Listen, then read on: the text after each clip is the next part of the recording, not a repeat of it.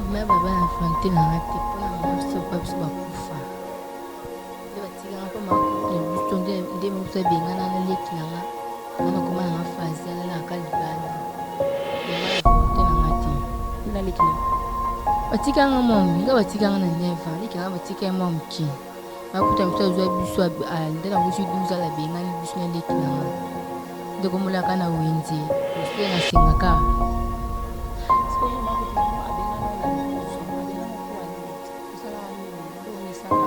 Quand a 9 ans, 10 ans, 12 ans, maman bengana nda ko sala ye.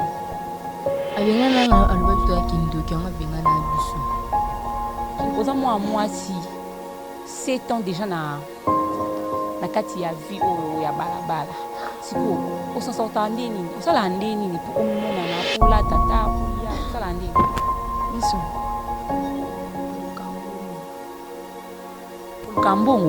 Ulukambongo ndeni. Mbongo lukango ndeni. Na ville. Nga santé moto senga sina. Sila.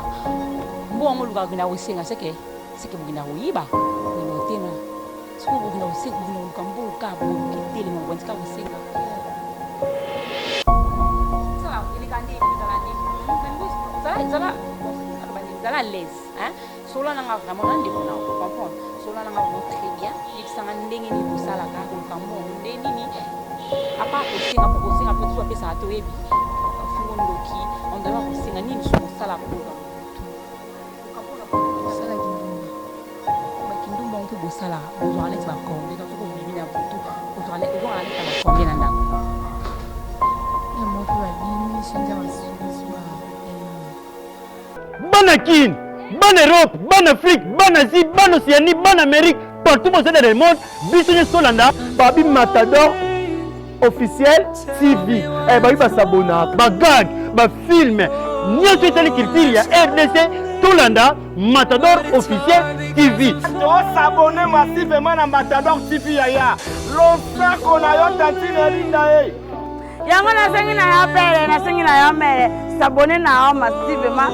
Wapi na Matador officiel TV. Balongolaka kalefa mwasi na minote akojoka yaya. Isondolo babi abagagi ya bien. Ya yemoko dinamo kabemba. Bakemba ya basabona kaka balobaka on sait jamais babi nada. Ma copine nada ya tout s'abonner. Matador officiel TV. Ah mon papa sika. Matador officiel TV. Ah siek. C'est pas pareil. Ayuna. Nasubi ya basabona kaka babi Matador officiel TV. Nada.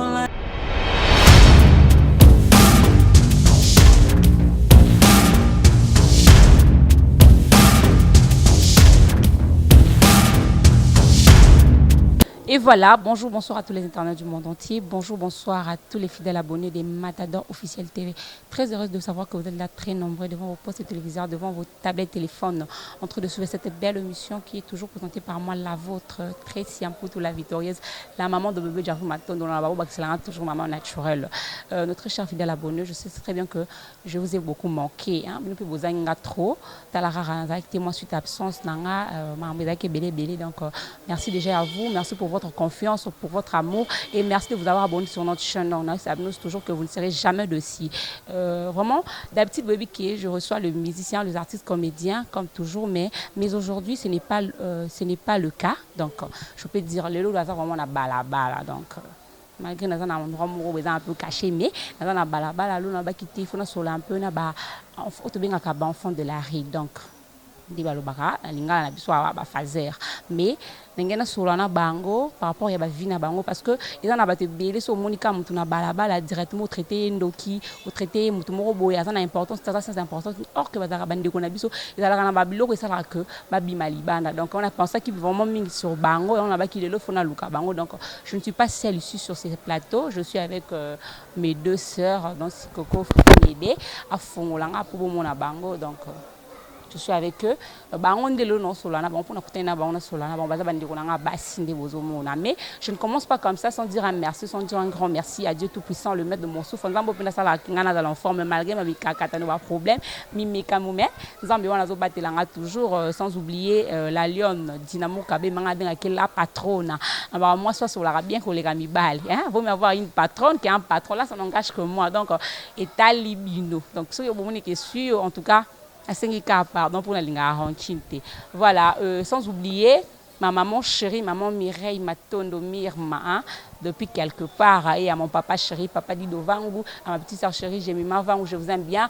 Sans oublier ma maman aussi, maman Marlène Toula, hein, Mamba, autrement dit Mamba, donc maman Banébélé, et à ma grande soeur chérie Alicia Watu Kim.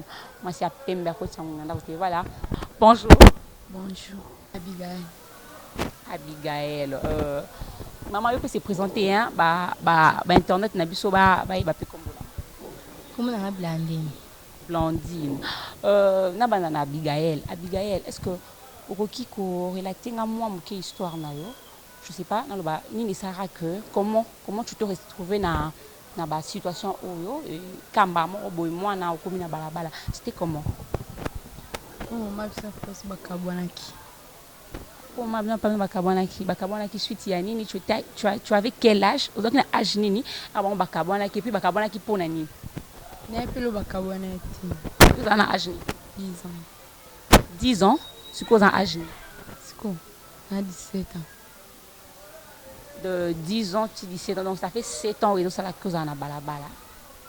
Maintenant, papa et maman basent en vie. Malgré bakabwanaki, yo sko comment na balabala ndeni, yo kina na balabala pour nani? Il s'agit de parce que par temps bakabwana maman qui Angola, papa c'est comme ça venir ligne moi simple.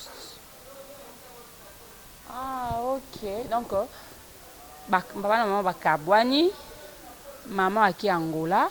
Et puis papa a zuni pe moi c'est tout ça comme ça vie. Mais pourquoi pour ne kata kozana kutika na moko na bonto soit ko kena maman Angola soit kutika na papa na ndako. Maman numéro ne bunga moi to benga sezate. Oza bandeko. Oza quantième de la famille. Nga to zaka mibale. Kami bale lekino aza moi si to mobile. Ya OK aza moi si to mobile. Moi mbale. Aza wapi? Aza kwa makulu. Musu kina ba makuti kwani. Merci, là je profite de faire un clé d'œil à mon ami de tout le temps, de tous les jours, hein. Parag Nova, garçon le plus frais. Hein, moi, sur la bien que les garçons, tout n'est pas dans mon kill. Parag Nova, c'était toi, sans oublier mon vieux Lubaki, vieux moi sur la bien, mon pile à malonga la catachapa, donc. Vie na ngapino basala kena mona na sona za boy po bango pe bazali donc merci Abiga makamno is moins compliqué papa na mama bakabwana mama kenda papa tikala na ye ndeko na azaka pa ba mama mama kulutu bongo yo siko pour faire kozana balabala pona nini ole okova na tapa mama kulutu kuna te so c'est plana kuna te pona ni yo c'est plana kana isika te bon papa na bino kasi kenda te pona pas sur le psychiatre. Ah Zamba Lola, mais c'est grave, hein. Papa n'a pas bottu au lobby, ça a été pour un problème avec lui. À ça là. C'est quoi Zimbo on a qui part batouté, après ça va. C'est quoi Zimbo on a fait ça, tapé ça va même sus. Abota la maman Anna. Ah, OK, mais dis-moi un peu, aux moi si 7 ans déjà na kati ya vie o ya balabala. Siko au sens sortant ndeni, au sala ndeni pour omona na pour la tata pour lia, au sala ndeni. Biso. Ulukambongo ndeni. Mbongo ulukango ndeni. Tugenda ville. Na gare santé bo to senga sima. Zela. Mbongo ulukagenda osenga seke bugina oyiba. Bugina otema. Siku bugina osenga bugina ulukambongo ka bodu kitele mabondika osenga. Musala ilikandeni izalandeni. Zala bon c'est na le bandini zala l'aise hein. Sola nanga vraiment ndeko nao comprendre. Sola nanga vraiment très bien. Yebisanga ndenge ni bosala ka ulukambongo ndeni ni apa kosenga po kosenga pe tu apesa ato yebi. Baka fingo ndoki on doit kosenga nini so bosala po bozango. Ulukambongo na bosala. Sala kindumba. Sala kindumba. Donc kindumba ngo bo préférer na bino ka bosala kindumba po bozana balabala. soit pour bino mo bolinga ngo pe parce que mutu pas koza na balabala ndo biki bosenga mbongo bongo aseki pe mbongo aluki pasa la telo kata commerce mais bino pourquoi 100% pourquoi plus moi 100 francs à 200 et deux non nous sommes batali papa te kindumba onde bosala bongo oza na mwa qui 17 ans l'excité ça vraiment mineur l'excité mais oza mineur 17 ans parce que na kindumba onde bosala ka bo mibatela ndeni bosala ndeni pour se préserver contre les maladies les infections ba mambo bele bele yaka na sima wana bosala ndeni c'est absolument préservatif au centre n'importe quel centre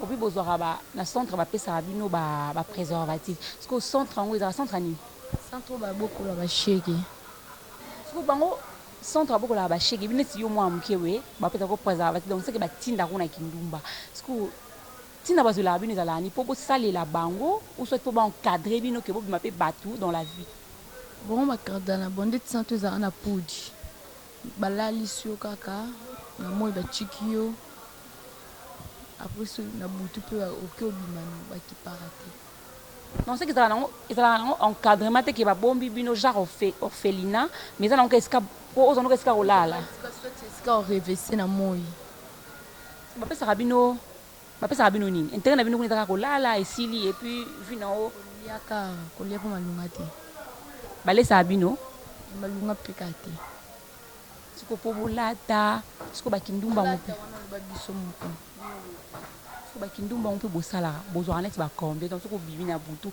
ozwaka neti na bacombien na ndako mo mpe badimi so ndia masuna so ba 20 000 Jésus c'est là 10 000 francs congolais to 20 000 parce que wana pona 10 000 francs to 20 000 faut maintenant combien de mbal pozwa 10 000 francs à 3 on sait que maintenant mbal on a 3 000 francs ba 3 000 ba 3 500 3 000 4 000 Jésus en tout cas ça fait mal hein, quand j'entends tout ça fait mal parce que on a plus moi si naibiti ou comment on a parents on a 10 ans c'est qu'on a 10 ans on a raté école primaire té autant à ndambo té natanga ndambo nisuka na 5e primaire bon on continue te pour année le lobi ba gratuité nango ya école au vandi boye pour année lelo mona continue ça te sans continuer ndi na kombo na bande la classe Seigneur, je dis, ça fait mal, hein? Ça fait vraiment mal quand je dis tout ça. Non, capina passe, moni, mais na ebiti, ba vie yango ya libanda donc pour s'en sortir, ndingo zo expliquer il faut ça la kindumba pour lata, kuna ba pesa bino ka kolepa ya malonga ti. Siko pona ni te ko poser décision que non na ba passe pour jokoli. Ndimite na ajondo za boye ba onyo kolo susu. Kwa nous décision te kina zonga ngana pa biso ta papa biso na kivana so ndo bike bande ka mama baza mabe papa baza mabe. Kwa na ta bande ka papa kina wavanda te bande ka papa ni baza ta moko te. Oui bango te. Ba ateska bazala oui bite. Bipeti. Na bi ko fa la sai bande kunite. Bon grand frère na alobani chamona robo. Ton grand frère obi azala pa maman. Akipa ko pete bo sola pete. To solola na biso.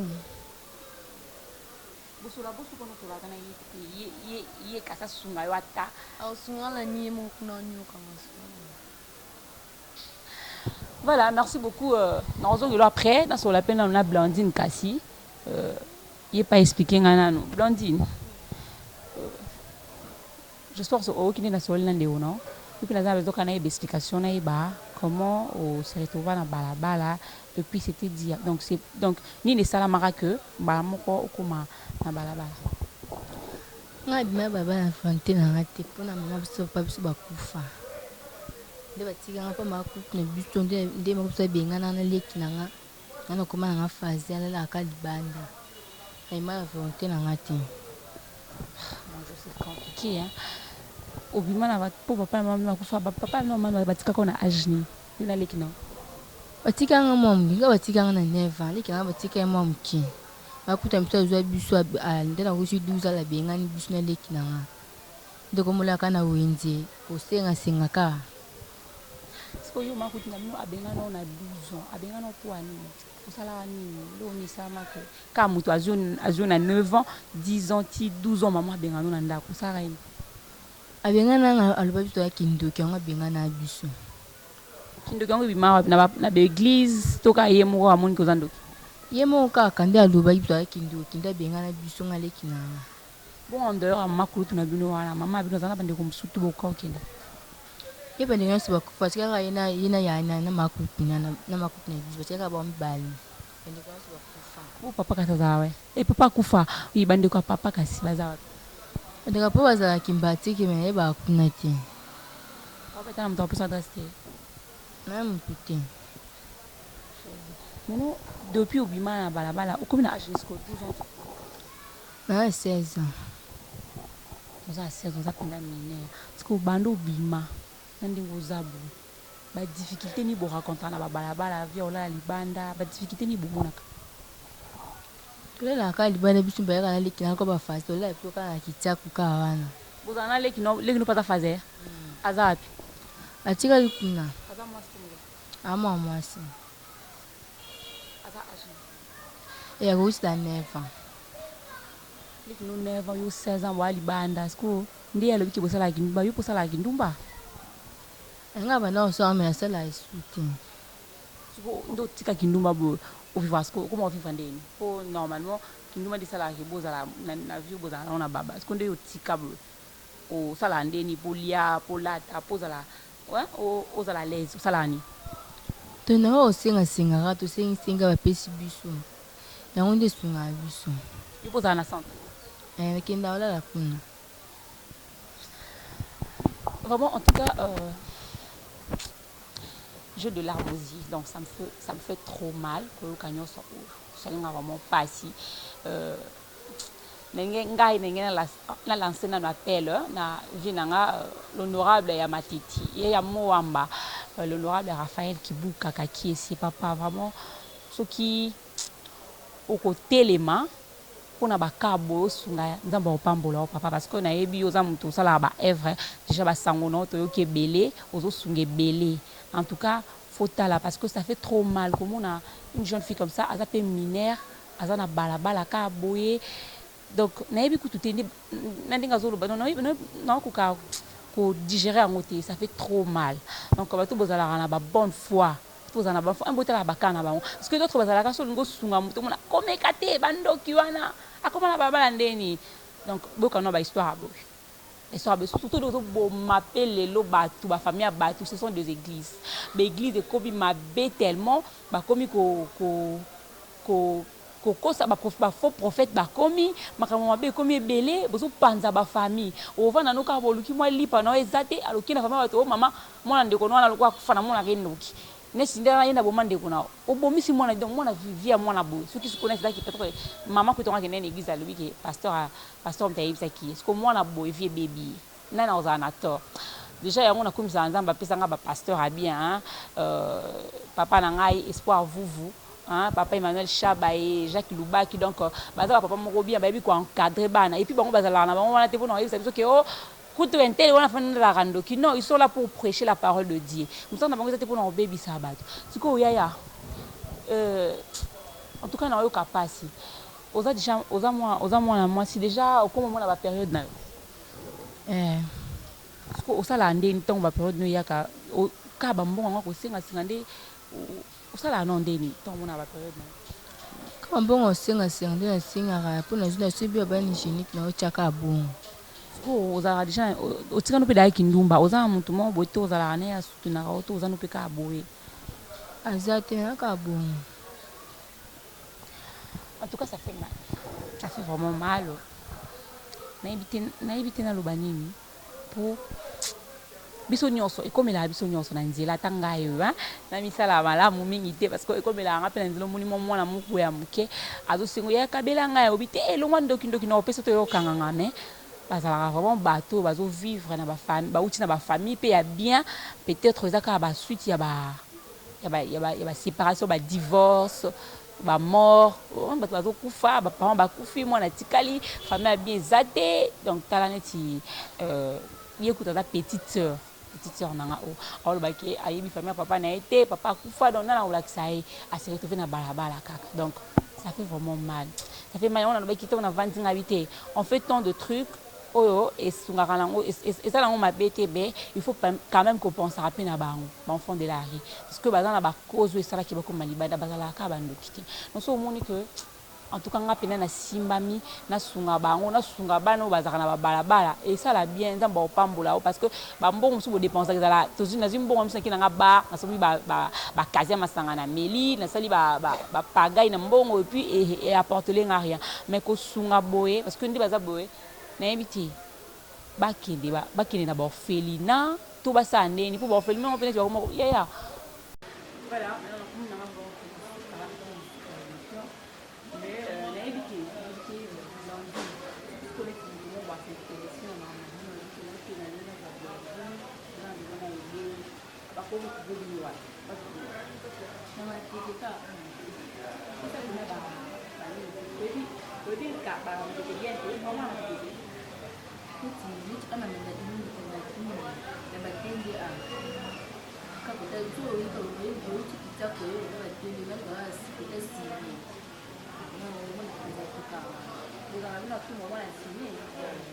Maintenant, on a tout ce qu'on a, sur une grâce, qui a contact, le téléphone, pour aller la télé.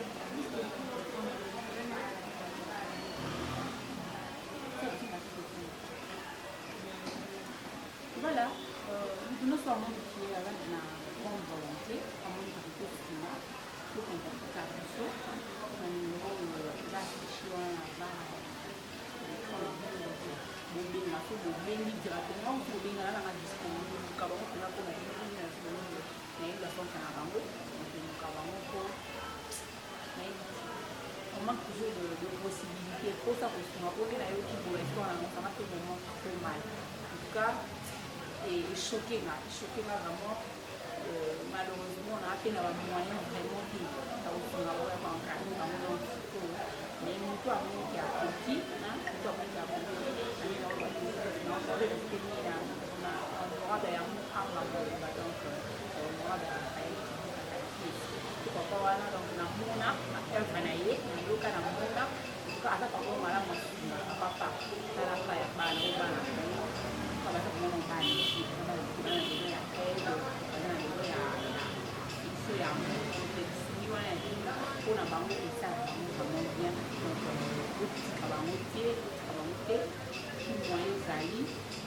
dans ma pambolino, merci beaucoup.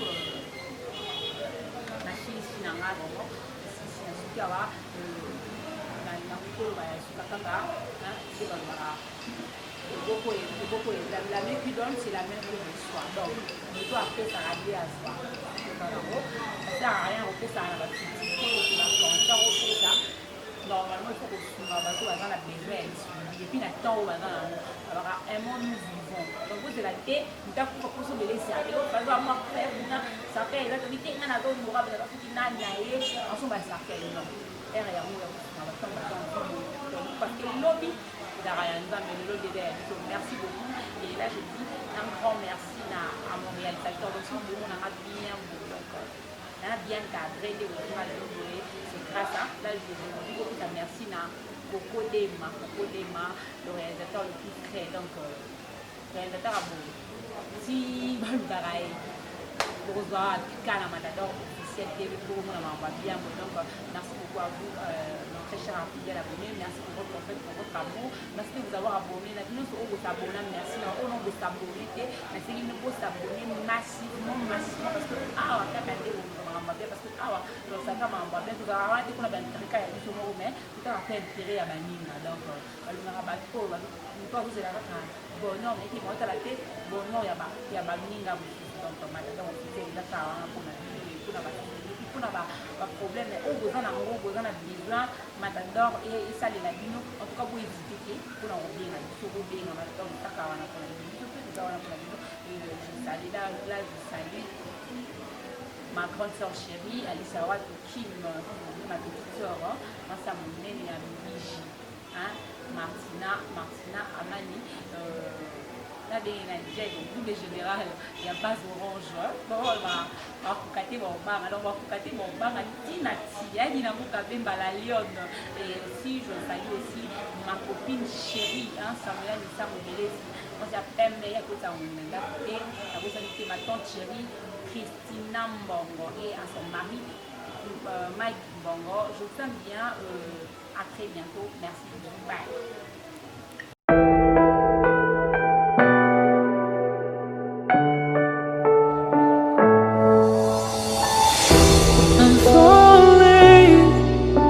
Tell me